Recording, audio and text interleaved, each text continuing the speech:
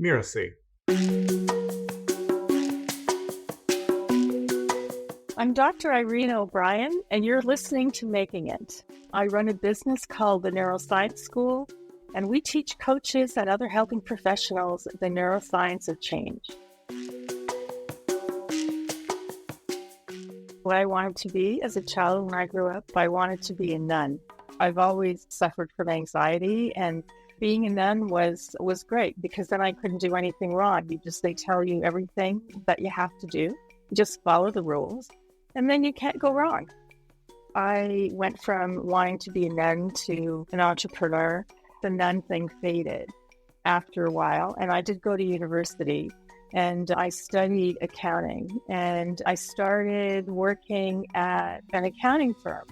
But it was one of these things that just was not satisfying.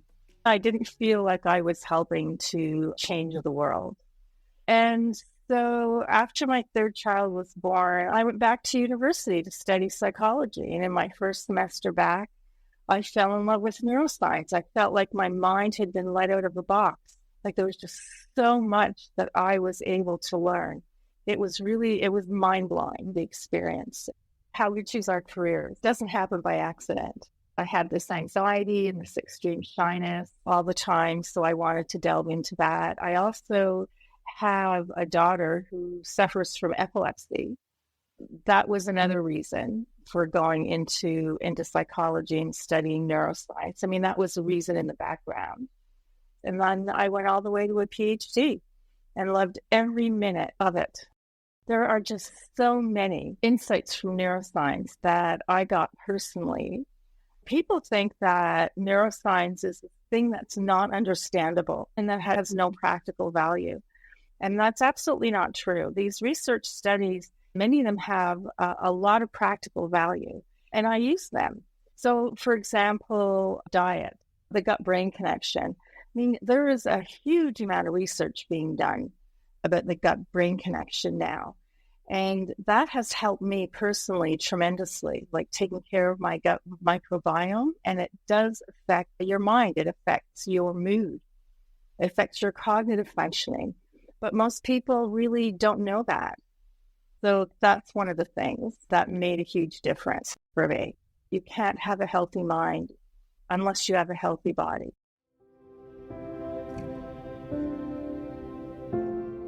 Teaching has really helped me to overcome my shyness. I remember the first cohort of students I had in the Q&A calls. I was just so nervous.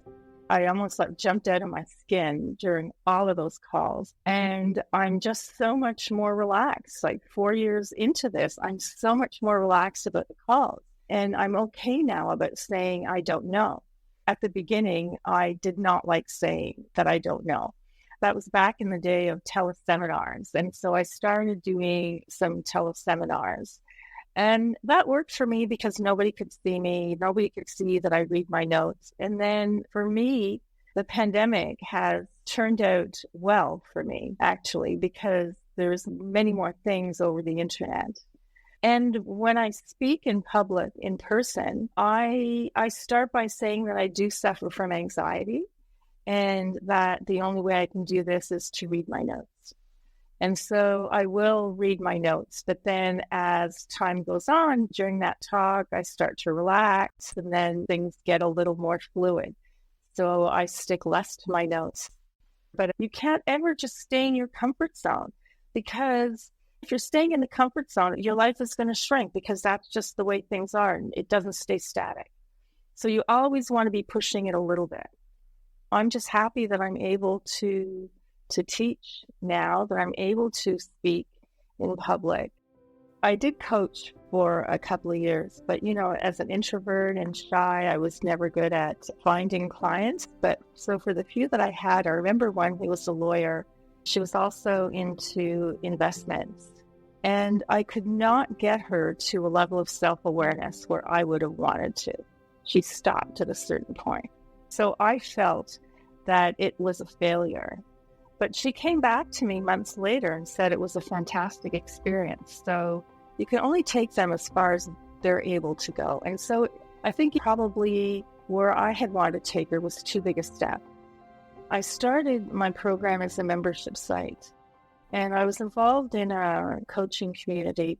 I think right away I had 20 or 25 people who signed up for my membership program, but then they started to drop off, and I was not getting new ones because I was not launching for new ones. But during that time, though, I kept creating content. That's when I created all my modules. So I tried and create a new module every month or two. And because I had already done some coaching, I knew the kinds of issues that coaches work with their clients, especially since I have a business background because I used to be an accountant.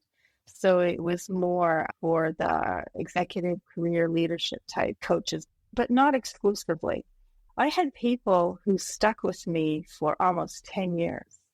And then one December or November, I spoke at an ICF Quebec conference. And right after that, I launched the program as a cohort-based. And I had 15 people from that talk who signed up. That's how it all started. I thought, wow, so I really have something here now. An old boyfriend, actually my first boyfriend, contacted me just a couple of months ago, and he said, who would have believed that you would be an entrepreneur?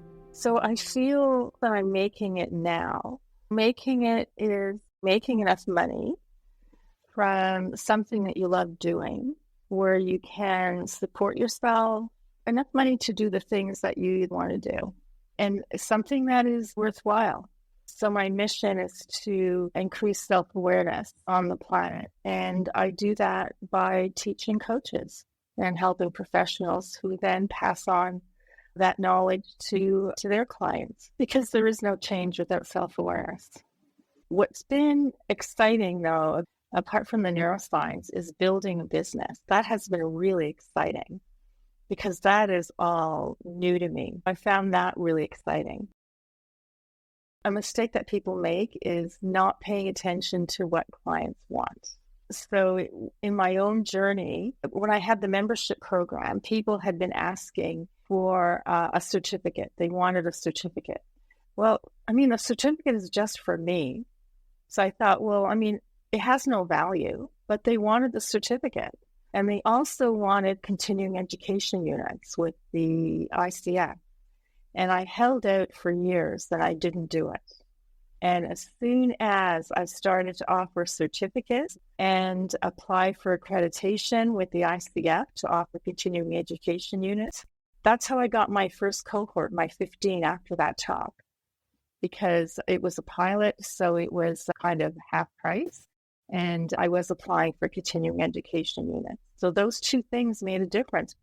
Another common mistake on the way to making it is thinking that passion is enough. But that is not always true, because if what you love is not marketable, then it isn't going to work. And the worst mistake I've ever made is that I'll start my membership site and then people will sign up and then I don't have to sell again. They'll just come. Well, that doesn't work, right? You always have to be selling. You always have to be marketing. I was shy and I didn't like the process of selling. I didn't want to get involved in that at all.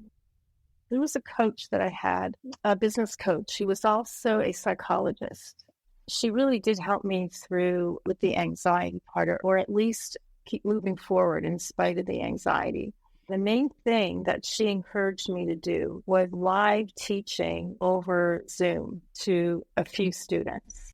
And when I finally did it, it was not as awful as I thought it would be. It was really quite enjoyable. And one of the things that has really surprised me is that it turns out I'm a good teacher. That's the comments I get and the feedback I get from all my students. And that is kind of shocking to me. I'm just me. I'm Dr. Irena O'Brien, and you've been listening to Making It. You can find me at neuroscienceschool.com. Making It is part of the Mirasee FM podcast network, which also includes such shows as Just Between Coaches and Once Upon a Business. To catch the great episodes that are coming up on Making It, please follow us on YouTube or your favorite podcast player. And if you enjoyed the show, please leave us a comment or a starred review. It's the best way to help us get these ideas to more people. Thank you, and we'll see you next time.